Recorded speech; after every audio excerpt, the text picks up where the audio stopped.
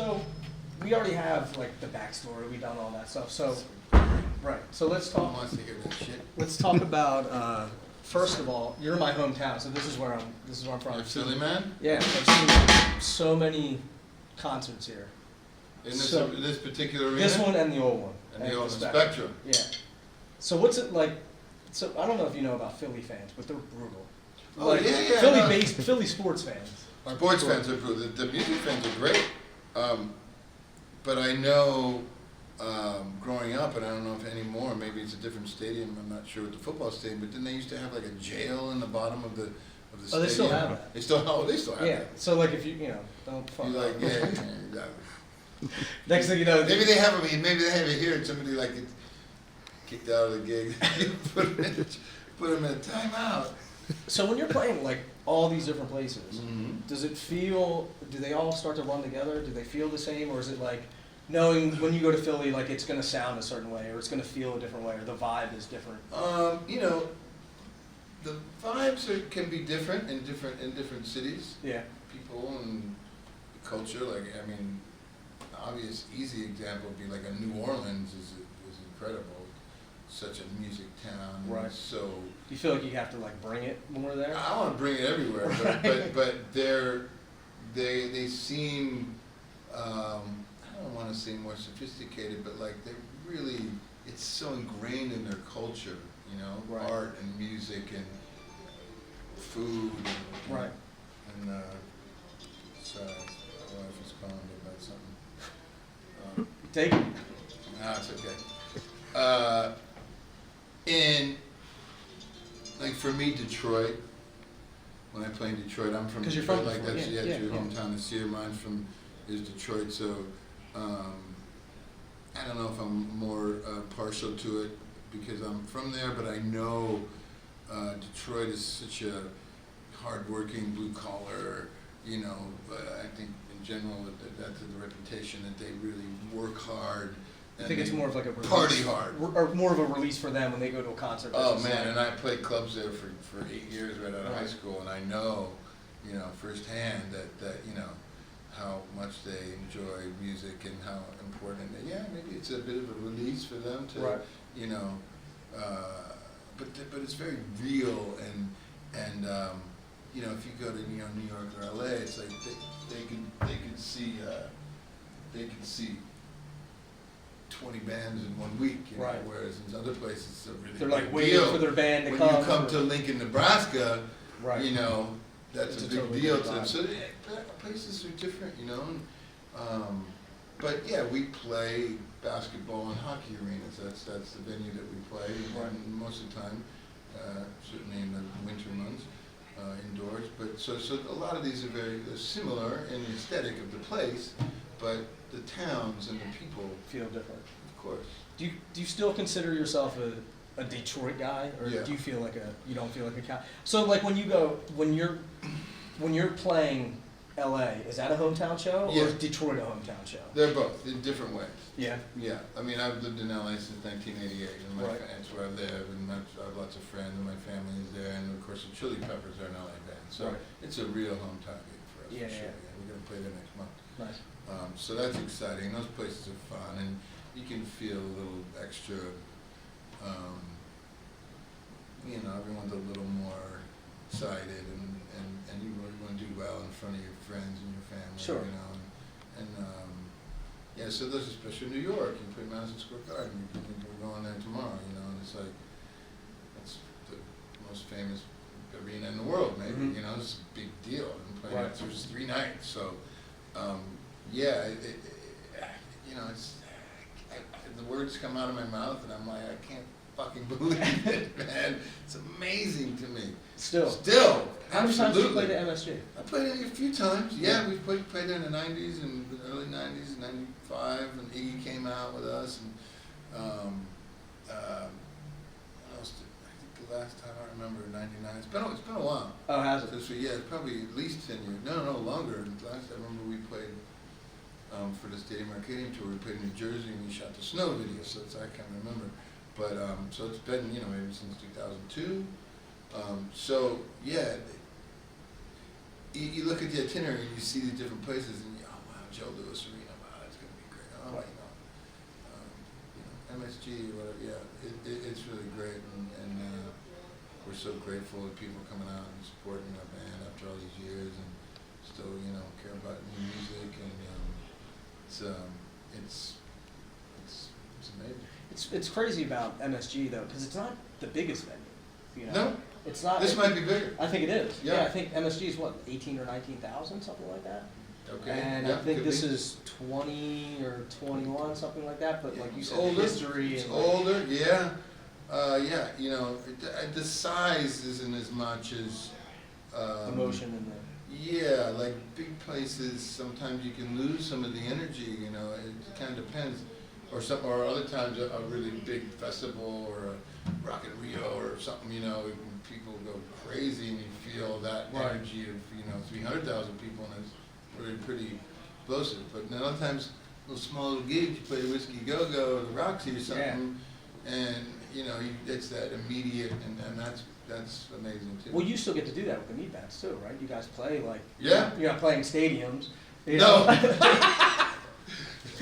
No.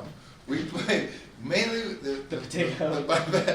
I don't think the bombastic meat bats are ever going to play the Rose Bowl anytime soon. Not with our weird instrumental music, but we play this little club in Hollywood. It's been around for a long time, called the Baked Potato. Yeah. It's kind of a jazz club, but now it's kind of anything club. And it's literally 80 people. Oh, I know. I used to You been stay. So if you walk out of the back potato, the big potato, Yeah. there's a parking lot. Yeah. I know well. Directly across the street, Yeah, there's a little apartment. apartment complex. You live there? I stayed there for a very long time. Yeah. So I would just walk in. We're gonna bleep this out, but I would just walk in the back door Yeah, of course. and just sneak in, get a Walk drink, in. and Yeah. walk back out. Justin, So- working there? Do you know Justin?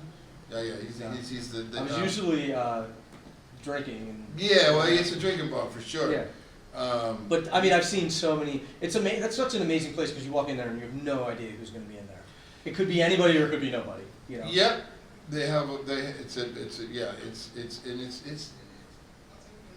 it's been doing it for a while, which is really good. I think the good thing is really because I don't know how it makes any money, but it's so small Yeah. that you can find 80 people to fill the place up with your But friends. it's still $100 a night. It's $100. It's $100. Like, Yeah, I mean, you gotta buy a potato. Yeah, you gotta buy a big potato. You gotta buy drinks. two potato minimum, and then, yeah. Pass the potato. So the meat bats go play there when we warm up for our stadium tour. Right. But yeah, I love it because there's no fancy lights and nothing. You just play, and Right. the guy is right there. Yeah. And you gotta bring it, man. Because there's a Nowhere lot of else. good music that still people come and play there all the time. Really good musicians, a good band and stuff. Yeah. So no, I love just playing. It doesn't matter for 100 or 100,000. I was talking to Liberty DeVito lately, or a couple weeks ago, and he said that playing stadiums he just didn't feel it. He was like, I could only see 3 people in front of me. He was like, I always like those small clubs. And coincidentally, I was driving because I actually live in New York, but I came down here to see you, family, and I was talking to my buddy Anthony, and he was saying he saw you guys years ago here, not here, but in Philly, like at the Trocadero or somewhere, and it's like. It's a 1,200 seat club, maybe. Yeah. So and like is there Tower Theater? Tower's still Is here. it still here? Yeah, I think that's like $3,000 Yeah. or something like that. We played down on Bud Sugar tour with Pearl Jam and Smashing Pumpkins, and I remember they got a little boisterous and started ripping the seats out. Oh really? A long time ago, but That's Philly.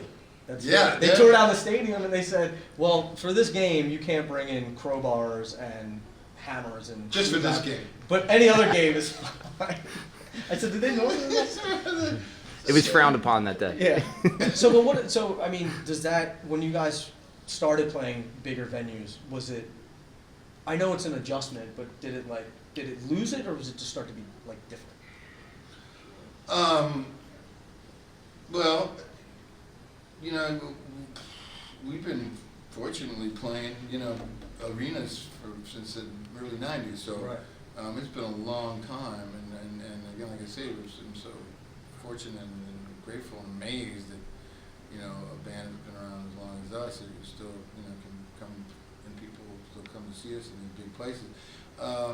You kind of get used to it, without sounding, like a laissez-faire about it, any old arena, I get excited, I get nervous sometimes, You still get nervous? Yeah, I mean, Anxious?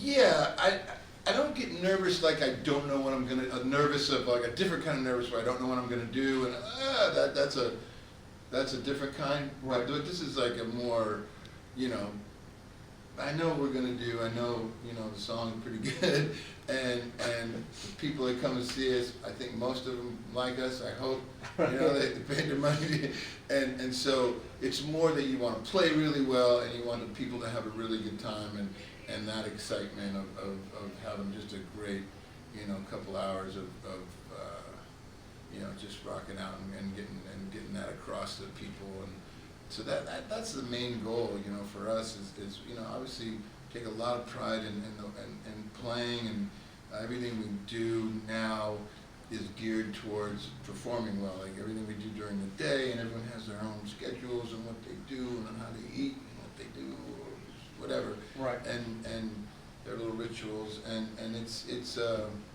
it's important because we really take a lot of pride in performing well, and so. So what's a show day look like for you? For me, today, well, my son goes to Drexel University. Oh, that's perfect. Yeah, so he's a local boy, just started this year. He's a freshman, so I visited his freshman dorm room, which is very. Were his friends like freaking out that you were there? Or? I don't think so. They were pretty cool about it. I mean, you know, they came to the show last night, so I met him that night. So he got that out of the way, and then I showed up today, and yeah, it was great. You know, he just lives in this little, what you would think a freshman dorm looked like. Right. You know, with one couch and a cinder blocks with a thing on the top, and a Bob Marley poster, and an Einstein poster on the other. And you know, this is my shit, and don't eat my burritos, and that's corner of the of the refrigerator. Yeah, it was cool, but they, it's kind of like this kind of furniture too. Oh yeah, it's pretty, you know. Yes, exactly, pretty much. You know, but it was good, you know, and so we walked around. Walked around the campus. He showed me where he goes to class and stuff. So I didn't really. That's not like normal, but yeah, just walk around cities. You know, again, I've been doing it a long time. I got a lot of friends in different towns and different cities, and then like anybody travels, you know, you go somewhere. It's always more fun when it's somebody you know is there. They know where to take you, where to go to eat, whatever, and so yeah, that's always makes it a little bit more enjoyable. But yeah, you know, just trying to, you know, go to the gym or whatever, and just eat something and whatever, and take a walk around. Yeah, I don't have like a. Because I know some people are like completely crazy with it, or like, I don't even know if there's guys in the band that are like that have like, you know, very strict regimented things. I don't think during the day, once we get here, there's like, I gotta eat at this time, I start to warm up at this time, I blah, blah, blah, you know, whatever, yeah, so. You guys travel on the same bus or separate buses? We have two buses. We have a day bus that drives in the daytime for the people that don't wanna go overnight, and then there's a overnight bus where usually Josh, and we have a keyboard player plays with us now, Nate, and another guy. Usually overnight. He can sleep on the bus. He's fine with that. I got it. I'm not such a good night sleeper. So you'll stay here and then. Well, actually tonight, since New York City's so close, you'll just take a ride. I'm just gonna go tonight. Yeah. I got it. Interesting. Yeah. I never knew that. Because I know that sometimes. Life on the road, man. It's so rough. It's so rough. But we got it great. We're fucking pampered little rock stars. We stay in the nicest places, and it's great. It's but you know, you deserve it. You work hard for it, and that's what. Yeah, you know, it's not like 28 gigs in 30 days in a band with a bunch of dudes, you know. Right. But you've done that. Oh yeah. You know, like. Yep. I think that people don't want to take that step. They just want to get to the. Well, it's our and culture tour, now. right? Yeah, everybody wants it right It's away. like, bam, bam, bam. You got to put the hard work into it. Yeah. And there's a lot of stuff that goes into that. You know, learning experiences, life experiences. You know, growing up. You know, learning how to deal with stuff and ups and downs, and that's all a normal part of life. Yeah, I was gonna say I think that goes well beyond Yeah. playing. It's like everything, but you know now everybody wants the quickest thing, and they don't want to put the work in. Not everybody. I shouldn't say that. Not everybody, Yeah, but you by know, and large. like, yeah, not everybody, but it is more part of our culture now that I want right now, and the immediate, youth culture is different than it was. When I was growing up, you can go and see anything right away and hear anything right away, Right. whatever you want, and so there's good parts of that, and then there's other parts of it that maybe isn't, because it feels like you could just kind of take a shortcut to I want to be, on Madison Square Garden stuff. I'm ready. There's like a little bit more to it. I got my one fill and my one beat. Basically, what I do, I just do it faster and slower, and Open up the hi-hat, close the hi-hat. yeah, once in a while, and no, but it takes a lot of work, but if you're passionate about what you love, whatever it is that you do, you're gonna want to do it, and so then it's a matter of, like I say, putting in the hard work, but also, finding the right people and all these things that happen, and it's not easy to find like-minded people, Right. and that want to do and are passionate about the same things that you are, and then you have to be able to write good songs, and if Yeah. everybody could write good songs, there'd be a 40 million band instead of 4. Right. So how much do you attribute it to hard work, and how much do you attribute it to luck? There has to be some luck. Oh, absolutely. Yeah, for sure. A lot more, what do they say, like 99% perspiration and 1% Inspiration. Or what Joe, something like that. I don't know. Joe, who played for the Yankees. Oh my God. Joe Torre? No. Joe DiMaggio. DiMaggio. Said, what did he say? Or Yogi Berra said 90%, 90% is just showing up. And that too. Yeah, for sure. I mean, you gotta, just show up every day, but show up not like you mean it. Yeah. And you had even mentioned when we did the podcast, even if you weren't playing in stadiums now, you would still be out there busting your ass playing. Of course. Period. This is what I love to do. This is where Right. I found my passion at an early age. I was, worked hard, but I was also lucky. I'll tell you about luck, and opportunity, and hard work all meeting together. I graduated from high school in 1980 in Detroit, played in clubs for 8 years, all around the Detroit area and Windsor and Tri-County area. Most of it was 6 nights a week, 3 sets a night. And I was in this one band, and we played 2 sets. But that's a lot of playing. It's a lot of fun. That's a lot of playing. And I loved it. I was like, this is fucking great. I made it. I'm a professional musician. I'm making $165 a week. Done. Boom! And, when I was 20, 19, 18, 20, 22, whatever, and sure, would I have wanted to be like in Led Zeppelin or something? Yeah, but I loved it. But at a certain point, in 1988, I felt like I had exhausted the Detroit music scene possibility. I knew all the band a lot, most of the players, and I moved to California, and where it was nice and warm. I had enough of the Detroit winter. Yeah. And my brother and some other people lived out in California, and I drove out there with my shit in my drum set in the back of the car, and not having any real plan other than a friend of mine's like, oh, you can sleep on my couch. I'm like, great. And that's what I did. And December, I auditioned for the Chili Peppers. It was a friend of a friend, this girl used to date the guitar player, and she knew, him, and they were looking for a drummer kind of thing. And I joined the band. So but that's August, what is that, 5 months, Right. 6 months? Right. Being in California, and I joined. So the Chili Peppers weren't this big rock band at the time. I was like, oh yeah, the guys with the socks and the things. I've heard of them. I'll try out for them. Great, they have a record deal. Oh, fuck yeah, I'll play with them. But when you look at it, it's like boom. I moved to California, and all of a sudden I'm in this band, and we're playing and making records, and things went on from there. But all that stuff before Me I would have too. never been ready for the Chili Peppers audition if I hadn't been slaving away in those clubs in Detroit Right. and playing all and doing all that stuff and having a real ambition and drive to go somewhere else and take a chance, a risk. I think that's just important. And when opportunity came, I was ready. Yeah.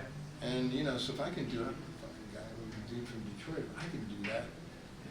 Anybody can do it. You just gotta believe in yourself and like I say, put the work in and good things will happen. Just keep going. If you really love it, you're gonna want to do it anyway. Right. So what would you be doing if you weren't playing professionally? Be a bank robber.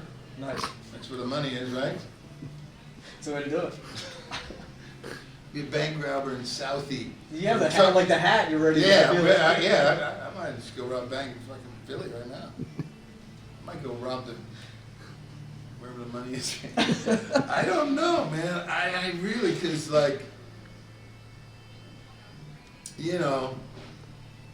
something in the music business, because I would have wanted to have been a professional athlete in some way. When I was a kid growing up, I played baseball and hockey and football. In baseball, I was the catcher. I think I liked stuff. Yeah. Catcher, goalie, the quarterback, it's like all the same. Yeah. So, I kind of look at those guys as the same. Yeah, and they drummer back here, you're kind of the quarterback, calling the plays or whatever. So, it's part of my personality, I guess. But, my career would have been long over if I had any career.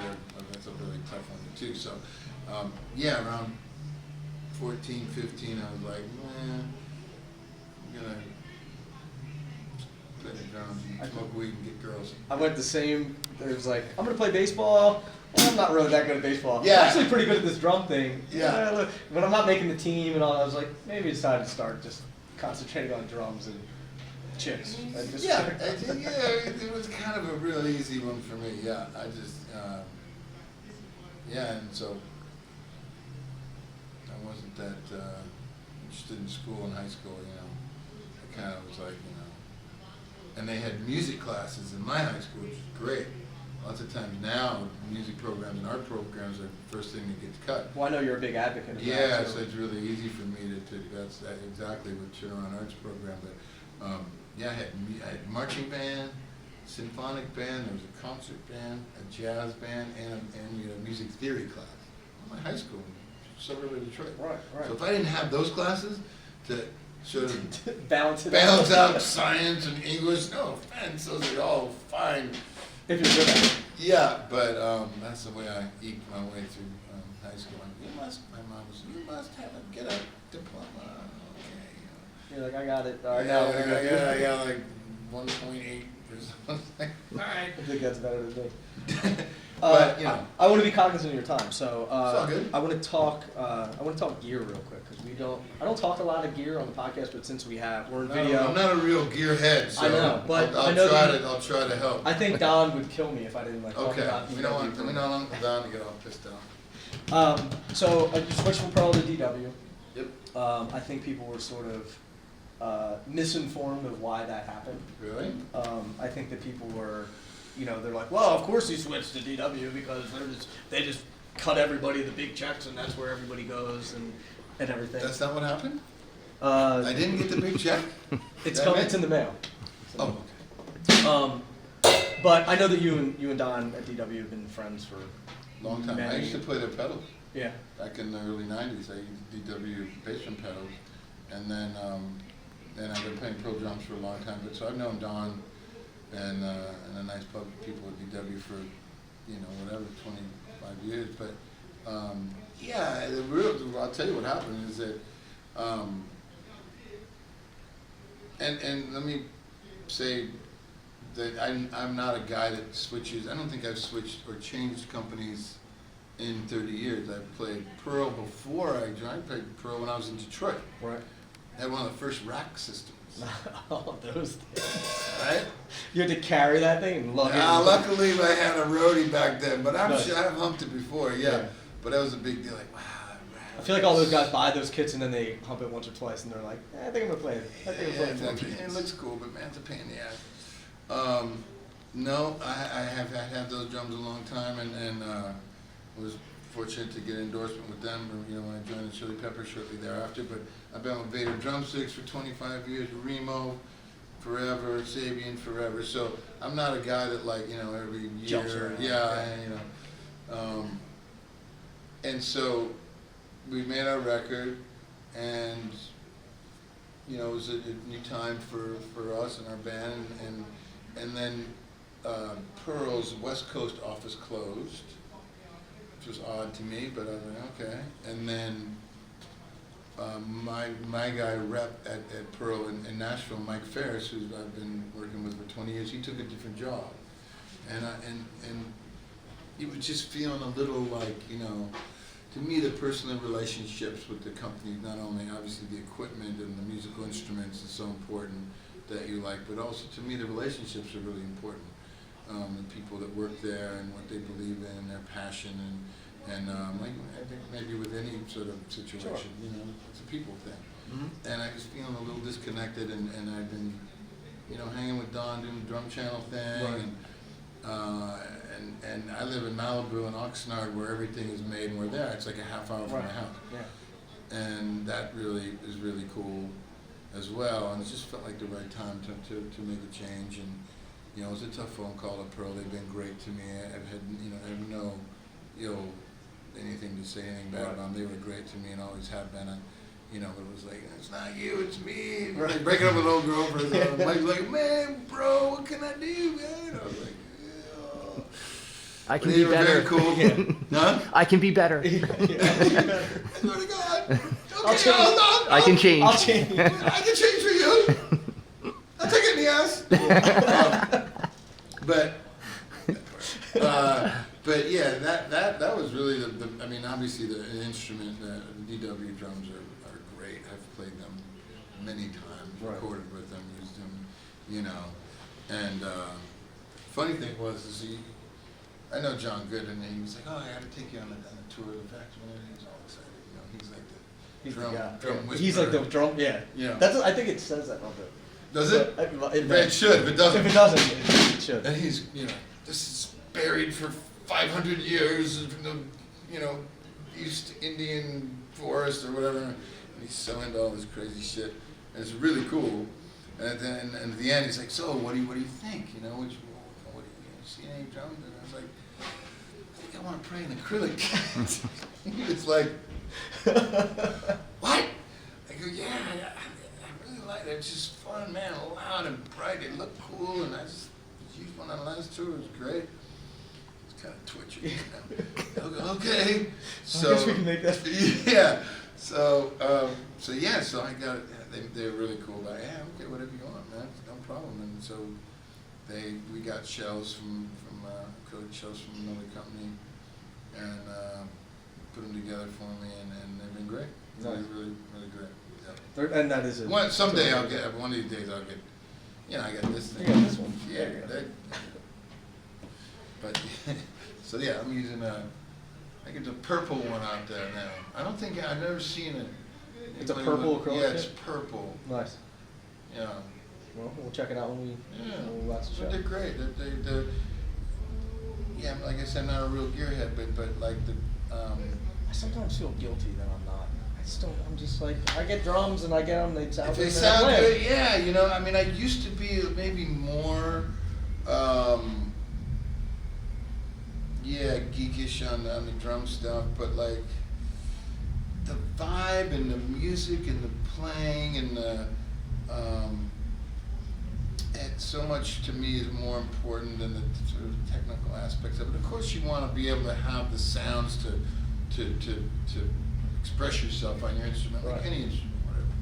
But I think most drums, the top of the line drums are really good. Yeah. I mean, and even the lower line drums Yeah. are amazing. For Yeah. $500, you get a fucking great. I don't know how much this is like one of their lower line kits sounds fucking great. Yeah. And so, that's amazing.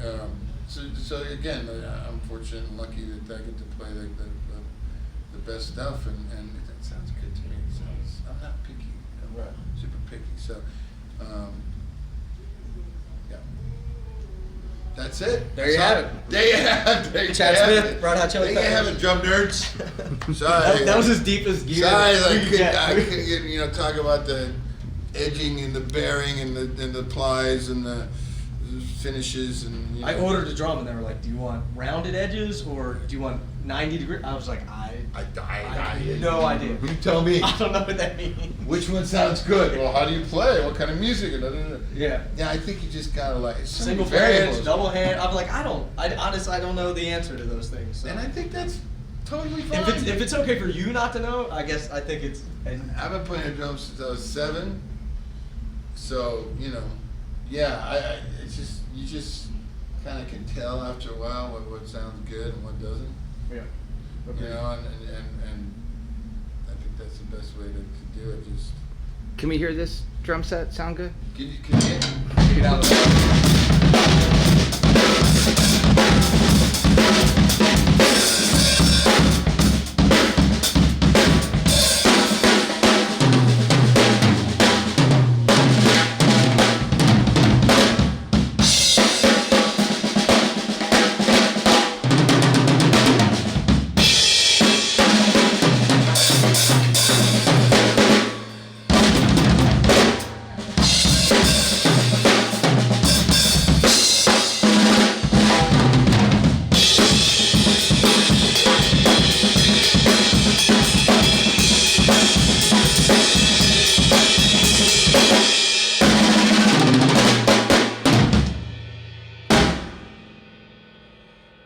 You're the man. It does sound. That's it. Thanks, brother.